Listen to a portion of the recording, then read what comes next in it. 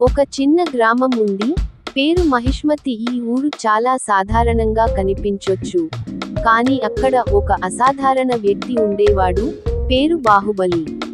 బాహుబలి చిన్నప్పటి నుండే ఎంతో ధైర్యవంతుడు, న్యాయపరుడు. ఆయన శరీరం బలంగా ఉండేది, మనసు మాత్రం సింహంలా ఉండేది. ఏదైనా అన్యాయాన్ని చూసినా ఓర్పు పెట్టలేడు. గ్రామంలో ఎవరికైనా కష్టం వచ్చినా ముందుగా ముందుకు వచ్చేవాడు బాహుబలి. రోజు పెద్ద సమస్య. ఒకరోజు గ్రామం పక్కనే ఉన్న అడవిలోంచి కొంతమంది గుంపుగా దొంగలు వచ్చి పశువులను దొంగిలించసాగారు. గ్రామస్తులు భయంతో బాహుబలి దగ్గరికి వచ్చారు.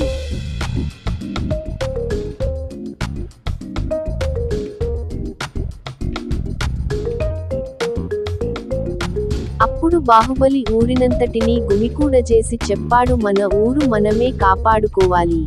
నేనొక్కడినైనా పోతా, మీరు ఎవ్వరైనా సాహసం చేసే వాళ్ళు వస్తారా?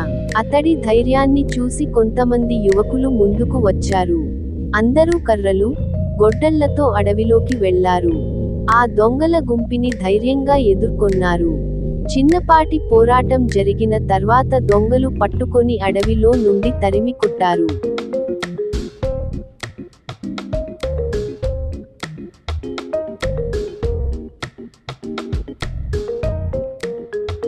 గ్రామం గర్వపడిన రోజు.